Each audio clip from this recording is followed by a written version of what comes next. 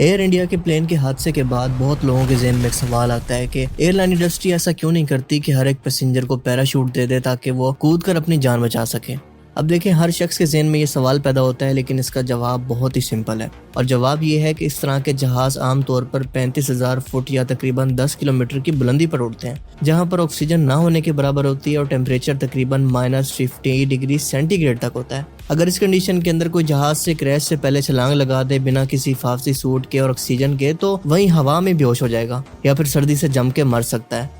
और इसकी दूसरी वजह यह है कि हवाई जहाज के दरवाजे तक पहुंचना आसान नहीं होता। भगदड़ के दौरान आप वहां तक बहुत ही मुश्किल से पहुंच सकते हैं अगर आपकी किस्मत हो तो।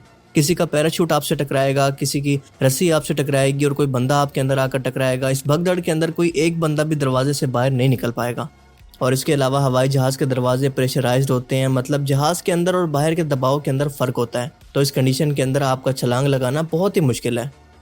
और तीसरी वजह यह है कि पैराशूट को बाकायदा इस्तेमाल करने के लिए पूरी ट्रेनिंग की ज़रूरत होती है, कई दिन प्रैक्टिस करनी पड़ती है, तब जाके आप इसको खोल सकते हैं और बाकायदा एक मौका देखकर छलांग लगा सकते हैं। इन पैराशूट्स को टाइम पर खोलना इंतहाई ज़रूरी होता है, जो कि सिर्फ ट्रेनिंग से ही पॉसिबल होता है, वरना बहुत जल्दी के अंदर या फिर देर से खोलने पर इंसान की मौत हो सकती है।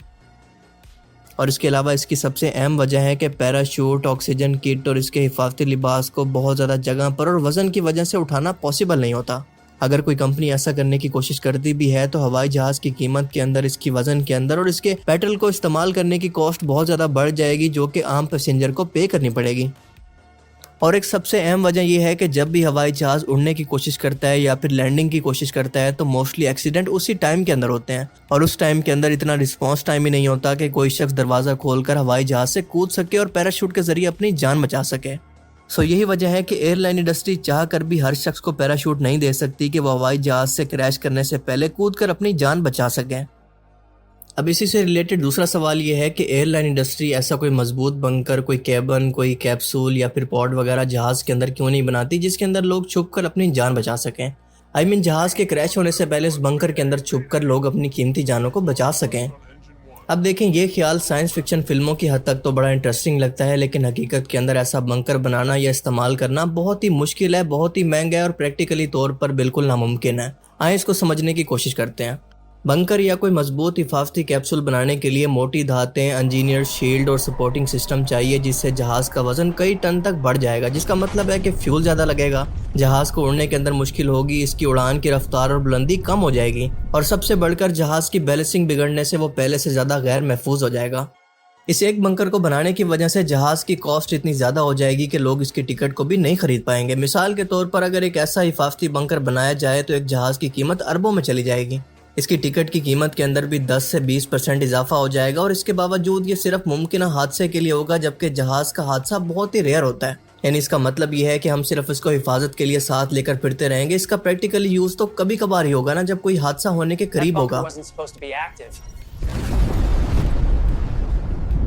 और तीसरी वजह, जैसा कि मैंने पहले बताया, कि इस तरह के हादसा ज़्यादातर जहाज़ों के टेक ऑफ या फिर लैंडिंग के वक्त होते हैं, और इन लम्हात के अंदर बंकर कुछ भी नहीं कर सकता, क्योंकि तब टकराव बहुत ज़्यादा करीब से होता है। अगर कोई जहाज़ 800 से 900 किलोमीटर फी घंटा की रफ्तार से ज़मीन से टकराता है तो इसका मतलब ये है कि कोई भी बंकर अंदर के इंसान पर असरात को कम नहीं कर सकता, और इसके अलावा जी फोर्स, हीट, इम्पैक्ट, शॉक इंसान को वैसे ही मार सकते हैं। यही वजह है कि एविएशन इंडस्ट्री का फोकस क्रैश प्रिवेंट करने पर होता है, यानी क्रैशेस को रोकने पर, ना कि क्रैश सर्वाइव करने पर। और वैसे भी रिसर्च ये बताती है कि इस तरह के जितने भी हादसा होते हैं वो ज़्यादातर इस वजह से होते हैं कि इस तरह के तैयारे बहुत ही पुरानी जनरेशन के होते हैं। आजकल के लेटेस्ट एयरप्लेन्स के अंदर AI सिस्टम, रडार सिस्टम मौजूद होता है, ऑटो पायलट सिस्टम मौजूद होता है, जो कि क्रैश की सूरत में जहाज को खुद से बचा सकता है। और इसी एक वजह से हवाई सफ़र को दुनिया का महफूज तरीन सफ़र माना जाता है, गाड़ियों या फिर ट्रेन से भी ज़्यादा महफूज। और आपको एक मज़े की बात बताऊं कि 2013 के अंदर एक रूसी डिज़ाइनर ने इसी तरह की डिटैचेबल पैसेंजर कैप्सूल का तस्वुर दिया था, जो कि हादसे से पहले अलग होकर पैराशूट से नीचे आ जाता है।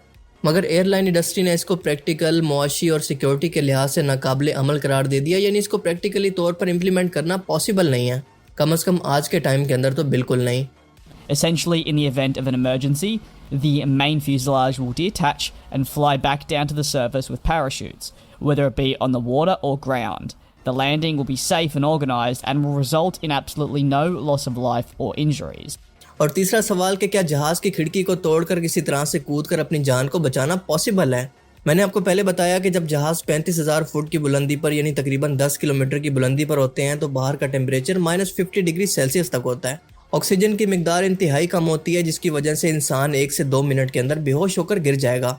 और दूसरी वजह है एयर प्रेशर, क्योंकि जहाज़ के अंदर मसनूई तौर पर कैबिन प्रेशर बनाया जाता है ताकि इंसान सांस ले सकें, जो कि बाहर के एनवायरनमेंट के अंदर मौजूद ही नहीं होता। और जैसे ही आप बाहर की खिड़की खोलेंगे, अंदर की तमाम हवा, ऑक्सीजन और दबाव बाहर की तरफ से ज़ोर से फटता हुआ बाहर निकलेगा और जो भी शख्स इस खिड़की के पास बैठा होगा वो इस प्रेशर की वजह से बाहर को खींचा चला जाएगा। तमाम के तमाम पैसेंजर सिर्फ 20 से 30 सेकंड के अंदर बेहोश होना शुरू हो जाएंगे और इसके अलावा दिमागी सेल्स 1 से 2 मिनट के अंदर नाकाबिले वापसी नुकसान का शिकार हो सकते हैं।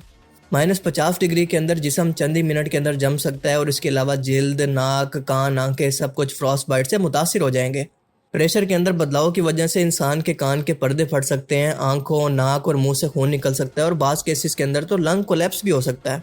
लेकिन आपको बताता चलूँ कि जहाज़ की खिड़कियाँ ख़ास तौर पर ट्रिपल सील्ड होती हैं, यानी नॉन ओपनिंग होती हैं, जो कि आम तौर पर खोलना पॉसिबल ही नहीं है। और आपको इसी से रिलेटेड एक वाक़या बताता चलूँ कि 2018 के अंदर साउथ वेस्ट एयरलाइन की एक फ़्लाइट के अंदर खिड़की के करीब वाले इंजन का हिस्सा फट गया और इसकी खिड़की टूट गई और सिर्फ एक औरत खिड़की से बाहर खींची चली गई, जिसको बचाने की कोशिश लोगों ने बहुत की लेकिन उसको नहीं बचा पाए। Southwest Airlines Flight 1380 was en route to Dallas from New York when one of its two engines exploded mid-flight. Shrapnel from the explosion shattered a plane window. The Chicago Tribune reports the sudden decompression in the cabin caused passenger Jennifer Reardon to be partially pulled through the window. He explained passengers and crew dragged her back in, but she was unconscious when they did.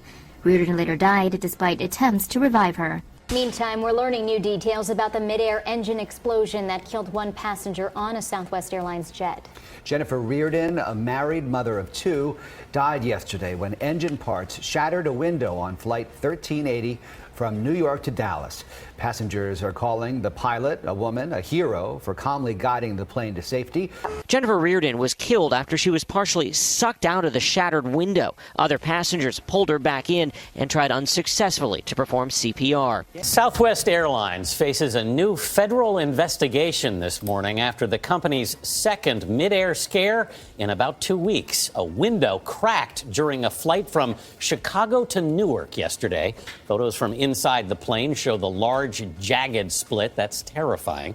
Southwest says the plane never lost cabin pressure and diverted safely to Cleveland. Just over 2 weeks ago, an engine explosion caused a window to break mid-flight. A woman died after she was partially sucked out of the aircraft.